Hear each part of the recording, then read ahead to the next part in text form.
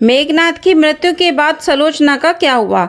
सुलोचना का विवाह देवराज इंद्र के पुत्र जयंत से निश्चित हुआ था, किंतु जब सुलोचना को पता चला कि असुरों के सम्राट रावण के पुत्र मेघनाथ ने इंद्र और उनके पुत्र जयंत को हरा दिया है, तो सुलोचना को मन ही मन मेघनाथ से प्रेम हो गया था और मेघनाथ भी सुलोचना के सौंदर्य पर मुग्ध हो गए थे और दोनों ने विवाह कर लिया।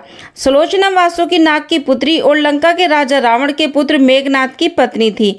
लक्ष्मण के साथ हुए एक भयंकर युद्ध में मेघनाथ का वध हुआ था। उसके कटे हुए शीश को भगवान श्री राम के शिविर में लाया गया था। अपने पति की मृत्यु का समाचार पाकर सुलोचना ने अपने ससुर रावण से राम के पास जाकर पति का शीश लाने की प्रार्थना की थी, किंतु रावण इसके लिए तैयार नहीं हुआ।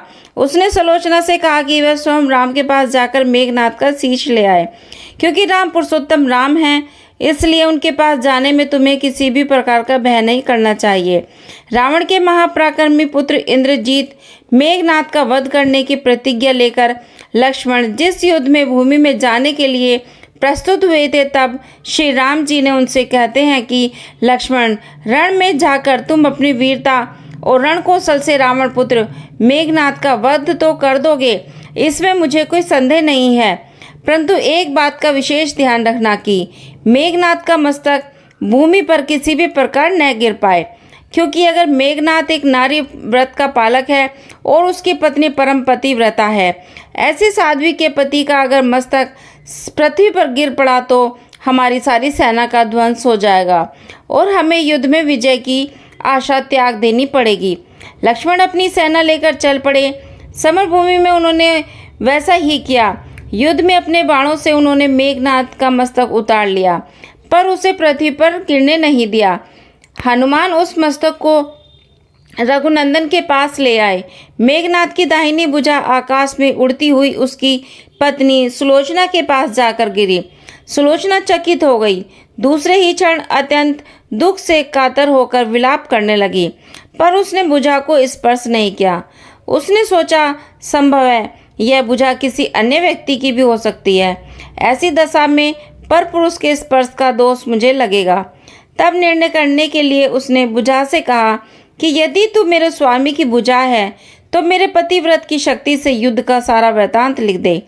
भुजा में दासी ने लेखनी पकड़ा दी और तब लेखनी ने लिख दिया कि प्राण प्रिय, यह भुजा मेरी ही है। युद्ध भूमि में श्री राम के भाई लक्ष्मण से मेरा युद्ध हुआ है और लक्ष्मण ने कहा कि वर्षों से पत्नी अन्न और निद्रा छोड़ रखी है। वे तेजस्वी तथा समस्त देवी गुणों से संपन्न है। संग्राम में उनके साथ मेरी एक नहीं चली। अंत में उन्हीं के बाणों से युद्ध में होने से मेरा प्राणांत हो गया। मेरा शीश श्री राम के पास है। पति की भुजा लिखित पंक्तियां पढ़ते ही सुलोचना व्याकुल हो गई।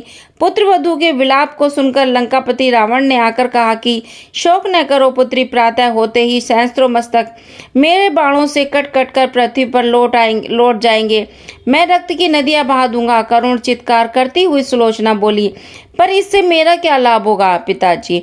सहस्त्रों नहीं, करोड़ों शीश भी मेरे स्वामी के शीश के अभाव को पूर्ति नहीं कर सकेंगे।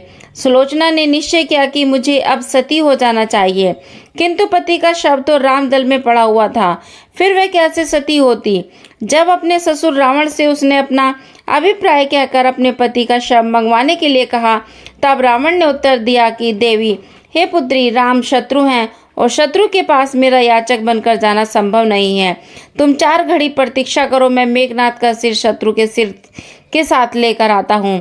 सुलोचना को रावण की बात पर विश्वास नहीं हुआ और निराश होकर वह मंदोदरी के पास गई। महारानी मंदोदरी ने कहा कि तुम स्वयं ही रामदल में जाकर अपने पति का शव प्राप्त करो। जिस समाज में बाल ब्रह्मचारी हनुमान जी, परम जितेंद्र लक्ष्मण तथा एक पत्नी व्रती भगवान श्री राम विद्वान हैं, उस समाज में तुम्हें जाने से डरना नहीं चाहिए। मुझे विश्वास है कि इन सुसत्य तुल्य महापुरुषों के द्वारा तुम निराश नहीं लौटाई जाओगी। सुलोचना के आने का समाचार सुनते ही श्री राम खड़े हो गए और स्वयं चलकर सुलोचना के पास आए और बोले, देवी, तुम्हारे पति विश्व के अत्यंत योद्धा और पराक्रमी थे। उनमें बहुत से सद्गुण थे, किंतु विधि की लिखी को कौन बदल सकता है। आज तुम्हें इस तरह देखकर मेरे मन में पीड़ा हो रही है। तब सुलोचना भगवान जी की स्तुति करने लगी। तब श्री राम जी ने उसे बीच में ही टोकते हुए कहा कि देवी, मुझे लज्जित ना करो। पतिव्रता की महिमा अपार है, उसकी शक्ति की तुलना नहीं है। मैं जानता हूँ कि तुम परम सती हो, तुम्हारे सतीत्व से तो विश्व भी थर्राता है। अपने स्वयं यहाँ आने का कारण बताओ कि मैं तुम्हारी किस प्रकार सहायता कर सकता हूँ। तब सुलोचना ने अश्रुपूरित नयनों से प्रभु की ओर देखा और बोली, राघवेंद्र, मैं सती होने के लिए अपने पति का मस्तक लेने यहाँ पर आई हूँ। श्री राम ने शीघ्र ही ससम्मान मेघनाद का शीश मंगवाया और सुलोचना को दे दिया। पति का छिन्न शीश देखते ही सुलोचना का हृदय अत्यधिक द्रवित हो गया। उसकी आंखें बड़े जोरों से बरसने लगी। रोते रोते उसने पास खड़े लक्ष्मण की ओर देखा और कहा कि हे सुमित्रा नंदन, तुम भूल कर भी गर्व मत करना कि मेघनाद का वध मैंने किया है। मेघनाद को धाराशायी करने की शक्ति विश्व में किसी के पास नहीं थी। यह तो 2 पतिव्रता नारियों का भाग्य था। आपकी पत्नी भी पतिव्रता है और मैं भी पति चरणों में अनुरक्ति रखने वाली उनकी अनन्य उपसिका हूँ। पर मेरे पति देव पतिव्रता नारी का अपहरण करने वाले पिता का अन्न खाते थे और उन्हीं के लिए युद्ध में उतरे थे। इसी से मेरे जीवन धन परलोक सिधार गए। सभी योद्धा सुलोचना को राम शिविर में देखकर चकित हो गए थे। वे यह नहीं समझ पा रहे थे कि सुलोचना को यह कैसे पता चला कि उसके पति का शीश भगवान राम के पास है। तब जिज्ञासा शांत करने के लिए सुग्रीव ने पूछ ही लिया कि यह बात उन्हें कैसे ज्ञात हुई कि मेघनाद का शीश श्री राम के शिविर में है। तब सुलोचना ने स्पष्टता से बता दिया कि मेरे पति की भुजा युद्ध भूमि से उड़ती हुई मेरे पास चली गई थी। उसी ने लिखकर मुझे बता दिया। व्यंग भरे शब्दों में सुग्रीव बीच में ही बोल उठे कि निष्प्राण भुजा यदि लिख सकती है, फिर तो यह कटा हुआ सिर भी हंस सकता है। श्री राम ने कहा कि व्यर्थ बातें मत करो मित्र, पतिव्रता के महात्म को तुम नहीं जानते। यदि वे चाहे तो यह कटा हुआ सिर भी हंस सकता है। तब श्री राम की मुखाकृति देखकर सुलोचना उनके भावों को समझ गई।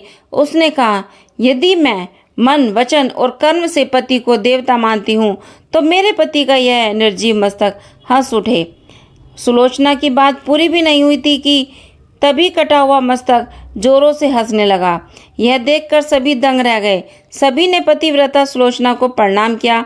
सभी पतिव्रता की महिमा से परिचित हो गए थे। चलते समय सुलोचना ने भगवान श्री राम जी से प्रार्थना की कि हे भगवान, आज मेरे पति की अंत्येष्टि क्रिया है और मैं उनकी सहचरी उनसे मिलने जा रही हूँ, अतः आज युद्ध बंद रहे। श्री राम ने सुलोचना की प्रार्थना को स्वीकार कर लिया। तब मेघनाद के अंतिम संस्कार के लिए एक दिन युद्ध नहीं हुआ था और सुलोचना पति का सिर लेकर वापस लंका आ गई। लंका में समुद्र के तट पर एक चंदन की चिता तैयार की गई। पति का शीश गोद में लेकर सुलोचना चिता पर जा बैठी और कुछ ही क्षणों में धधकती हुई अग्नि में बैठी सती सुलोचना अपने प्रियतम पति के संग बैकुंठ को प्रस्थान कर गई। पूज्य श्री भगवान कहते थे कि हर युग में एक सती और एक यति इस भूमंडल पर अवतरित होते हैं। उनके ही पुण्य प्रताप से वसुंधरा पुष्पित पल्वित होती है और समाज सुख पाता है। दोस्तों, कथा कैसी लगी कमेंट में ज़रूर बताइए।